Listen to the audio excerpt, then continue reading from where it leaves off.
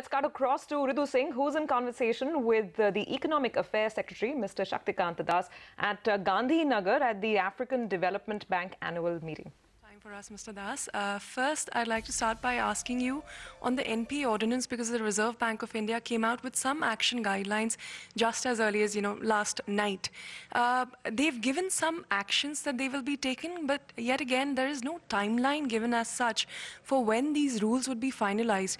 Could you throw some light on when we can expect that to happen? See, it's an evolving process. So far as the government is concerned, the government has come out with the ordinance, and naturally arising out of the ordinance, the Reserve Bank of India has issued the guidelines. Now, with regard to the timeline, it's for the central bank to really take a call and get stakeholders' feedback and then decide and fix the timeline. In any case, there is a sense of urgency both in the government and in the Reserve Bank, and also on the part of the banks. There is a sense of urgency that that this issue needs to be fixed as quickly as possible. If you look at the overall state of Indian economy today, all the macroeconomic parameters are very strong. One issue which keeps coming back is the stressed asset problem of the banks. And in the last 2 to 3 years, number of steps have been taken. This is one more effective step. And our expectation is that this should work. And the Reserve Bank has issued, as you said, Reserve Bank has issued guidelines. Now it's for the banks to operationalize the entire idea of this, this whole idea of identifying the stressed assets and dealing with individual stressed assets, getting the approval of the oversight committee.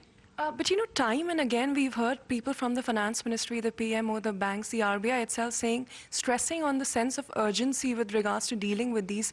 Yet in those guidelines, we haven't seen any timeline, for instance, within which banks may be asked to resolve these. Do you, at the finance ministry, do you have a sense of by when things should start moving as far as resolution is concerned? You see, I would not like to specify a timeline. And in any case, a timeline is fixed. It may or may not add value to the guidelines which are issued.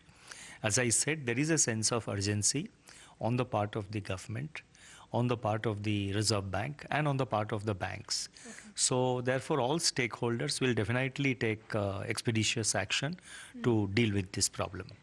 The size of the problem itself is also something we wanted to clarify on. Is it a 8 lakh crore rupee problem, or is it a bigger problem? And with this new ordinance, how much of that problem do you expect to be resolved? You see, the numbers have been given out from time to time by the Reserve Bank of India. The quantum of stressed assets have been given out by the Reserve Bank from time to time. Now, broadly, if you look at it, you have to deal with about 2 to 3 sectors, that is loans, NPAs in 2 to 3 sectors.